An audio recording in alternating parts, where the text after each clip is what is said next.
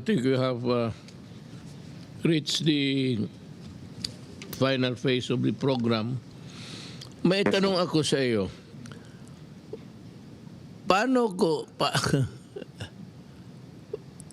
alam ko na alam mo at alam ko ang sagot. Pero tatanungin lang kita nito. Kaya ikaw yung press secretary. Ikaw yung sasagot. Pero kung masagot natin ngayon, anong masabi mo sa statement ni Robredo pati ni Lacson regarding itong BFA na sinabi ko, if they want the BFA to continue, they pay. Itong dalawa, in short, si Robredo said that I was extorting money from, it's like extorting money from a friendly country. And so with Lacson, sinabi niya na ganito. But I think that yung tawag nito, hindi ko alam. Yung text nito, ano ba tawag ng isa? Yung mag-issue ka ng statement dyan. Wala akong alam niyan kasi na marunong. It was deleted.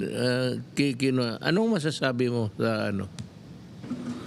Well, Mayor, sinagot ko po sila kanina sa aking press briefing. Ang sinabi ko sa larangan ng international law, meron po tayong prinsipyo na a state can incur state responsibility kapag pinayagan niyang gamitin yung teritoryo niya sa isang pamamaraan na makakasira sa ibang estado. Sa ngayon po, in-explain ko ang polisiya natin, independent foreign policy, lahat kaibigan, wala tayong kalaban. Pero dahil sa presensya po ng mga tropang Amerikano sa Pilipinas at nagkaroon ng hidwaan sa panig ng China at ng Pilipinas, sigurado po, tatargetin natin ng Amerika ang teritoryo natin, ng China ang teritoryo natin, dahil pinayagan natin ang presensya ng mga Amerikano at kanilang sandata dito sa Pilipinas.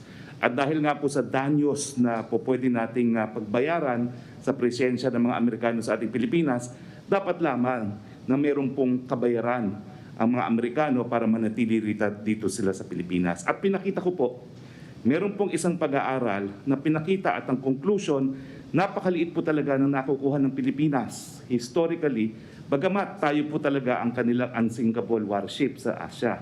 At ang comparison po ay between the Philippines and Pakistan. Ang Pilipinas, panahon pa po ng Death March, kaalyado na tayo ng mga Amerikano. And yet, dun po sa datos na pinakita ko kanina, $3 billion lang po ang nakukuha natin in terms of counterterrorism support from the United States. Ikukumpara po natin to sa bansa na gaya ng Pakistan. Ang Pakistan po, $13.6 billion ang naibigay ng mga Amerikano. Ikumpara po natin sa Turkey, ganun din po, halos 5 beses ang binibigay nila para manatili yung kanilang mga sundalo at ang mga militar sa kanilang bansa. Doon po sa issue na extortion, ang sabi ko, hindi po masama na dahil marami po tayong mga pangangailangan sa COVID para mabigyan ng implementasyon ng universal healthcare, ang libreng patubig, ang libreng tuition, hindi po masama na humanap tayo ng alternatibong mga pagkakukulunan ng pondo para po gastusin sa pangangailangan ng ating mga kababayan at hindi po yan extortion that is advancing the national interest. To add to your statement, actually, ito naman si Robredo, abogado. I can't forgive Lacson because he is not. They should look at the Constitution. The Constitution of the Philippines provides that the foreign relations or foreign policy is vested in the President alone. Siya yung kaisa-isang, well, I happen to be there, kaisa-isang ano ang policy gusto niyang ipalabas for the Philippines is vested in the President and not with the senators or the Vice President.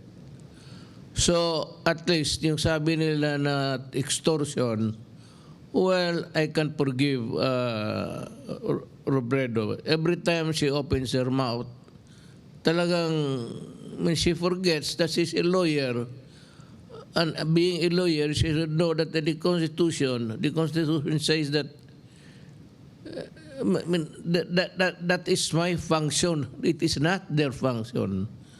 At kung anong gusto kong sabihin para sa aking bayan, may purpose yan. Hindi kasi nila alam.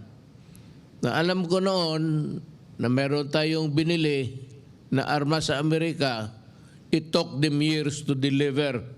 Practically using the money, our money, for so many years, then delivering the bago lang itong mga armas na dumadating. And second, itong Congress ng United States, magbili tayo ng helicopter, they denied because they say that we cannot use it against, well anyway, ayaw nila tayong pabigyan. Yan ang hindi alam kasi ng itong, I don't know, I don't if it's pretended ignorance kay Lacson, but itong kay Robredo, sabi ko nga, ma'am, kung ikaw ang presidente, hindi mo alam ang trabaho mo, huwag ka na lang dapat alam mo yan, abogado ka, that you should not be opening your mouth while we are negotiating because maraming kasalanan ang Amerika sa atin. Ang pagkaalam mo lang kasi, napunta ka ng Amerika, nagsalita ka doon, you were treated with almost as a royalty. Tapos ito ang nangyari ngayon, kakampi ka na walang rason. Wala hong...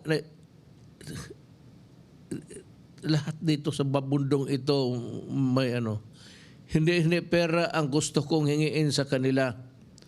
Ganito yan ma'am, pati Senator Lacson, tayo malapit sa China, the theater of war kung mag-umpisa man is dito sa China Sea. Ngayon, gusto nga natin, pinipilit natin na Amerikano tayo, we should be provided with the arms and armaments that's capable of at least that would place us on equal footing with the other countries at war with us. Kasi titirahin talaga tayo ng China. Ngayon, wala namang Amerikano, wala binibigay. You know, I have talked to so many military guys. Sabi nila, yung war games, it's coming, I think, on May. Ang Amerikano, magdala dito ng mga armas, mag-display sila ng mga equipments and everything. Tapos, ng war games, dinadala nila doon sa, tinuturuan nila ang Pilipino, paano gumamit during the war games, and then after that, they go home and bring back their equipment. So, nandyan alam ni General Lorenzana yan. Yan ang lamentations ng Pilipino. Yan ang hindi alam ni Robredo. Ang pagkaalam kasi ni Robredo, parang we are nothing wrong with America and the Philippines. Hindi niya alam na kaya ikaw, ma'am, I'm sorry to say, you are not really qualified to run for president. You do not know your role in this government. Yung foreign relations with other countries is vested on the president alone. Kaya hindi mo alam kung mga pangyayari nung una, antecedent or precedent, na may ginagawa itong mga Amerikano, parang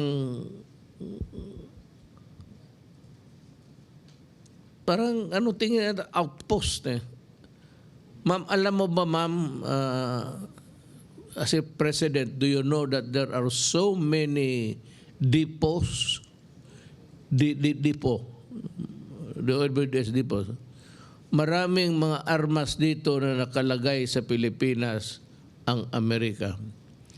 And do you know that they are slowly converting Subic into an American base? Yan ang hindi mo alam at hindi, wala ka sigurong alam. Kaya huwag kang mag-alam, huwag kang magsalita. These are the things that are known to us because I have the reports and I have also the assessments given to me by the Armed Forces of the Philippines. At sinasabi nila kung ano talaga, what's the deal? Anong binigay ng Amerikano?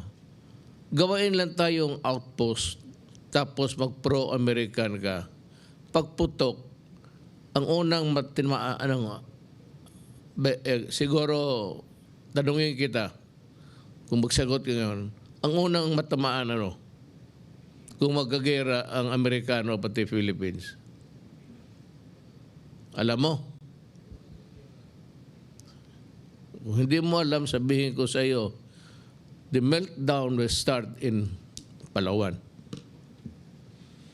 It's the province that's facing the Spratly and everything there. Kaya hindi mo lang alam, in a worst case scenario, kung may isang gago dyan na magpaputok ng isang rocket, gulo na yan. And the Philippines invariably would be drawn into the vortex of a conflict that is called war. Ngayon, ang mga stations ng Amerikano, tinanggal nga natin yung basis agreement. I would like to read sa necrological services ni Siga. A statement niya why he voted to oust America from the bases. Dapat ito, Bicolano yun si Siga eh.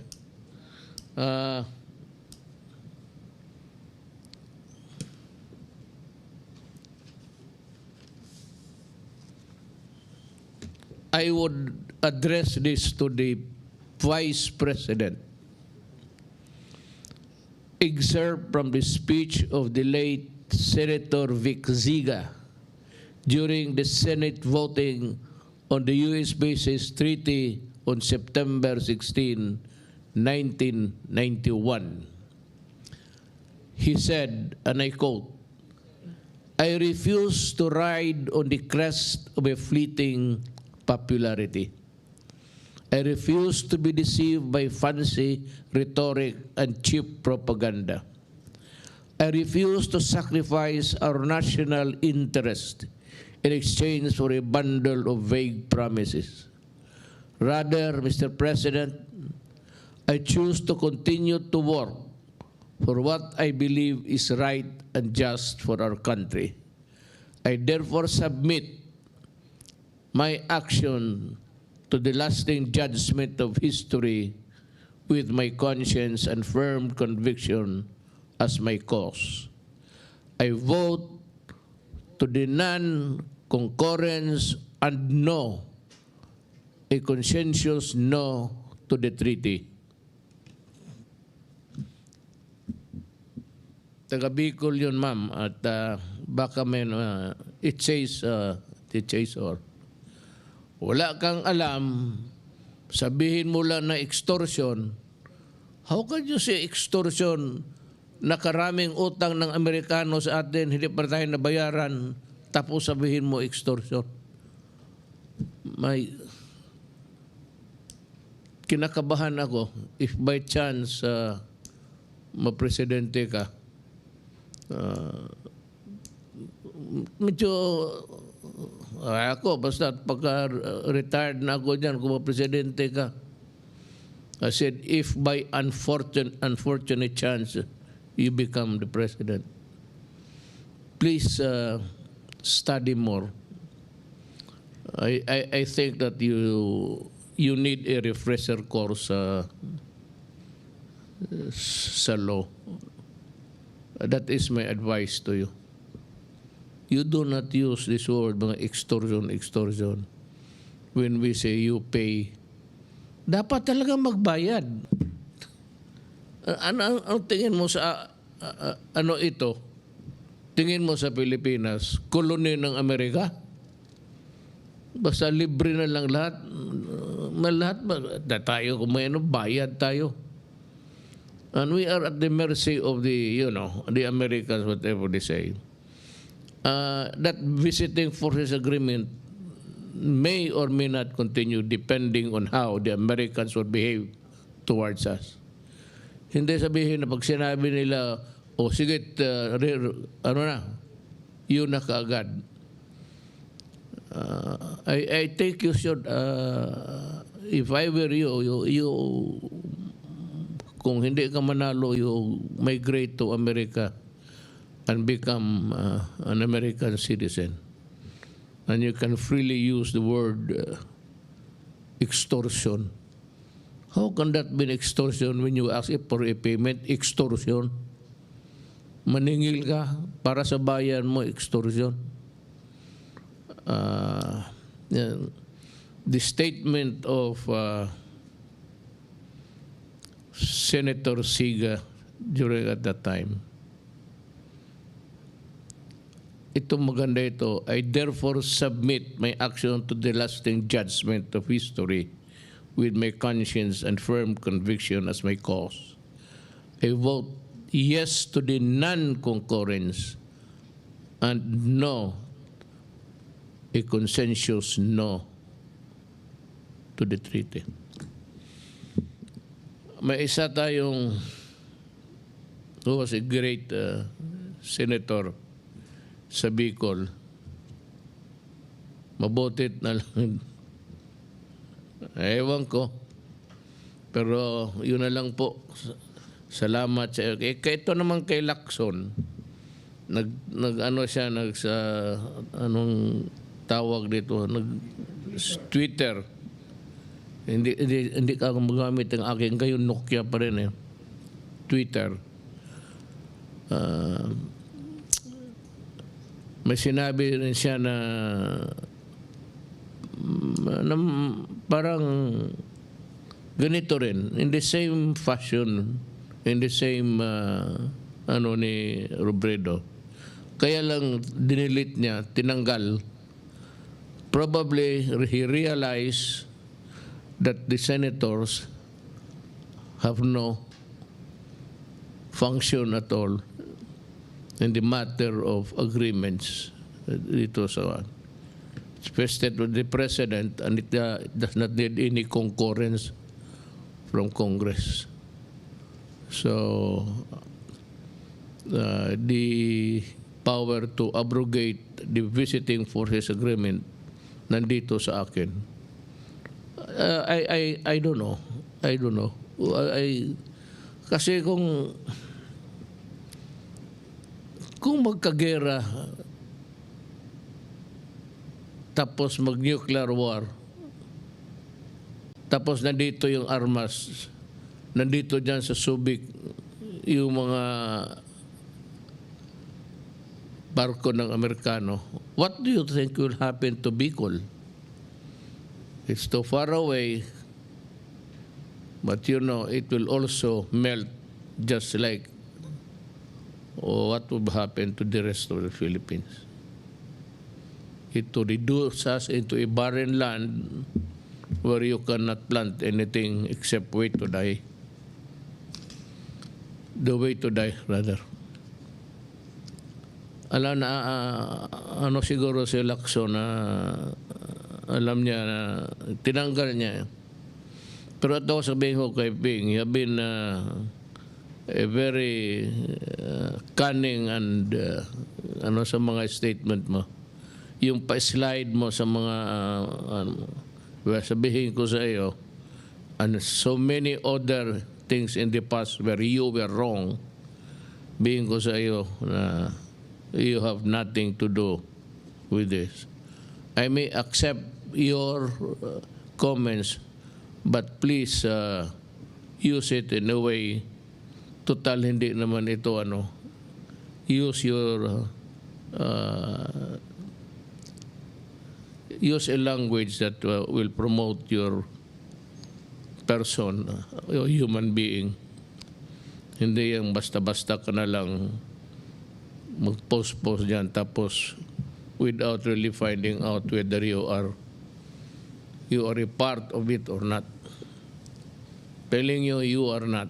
So next time, consult a lawyer in your office. And to the Filipino people, maraming salamat po. Yo, what's up, YUSHUA TV on the house. If you like this video, please don't forget to subscribe, like, and comment below. Okay? Babush!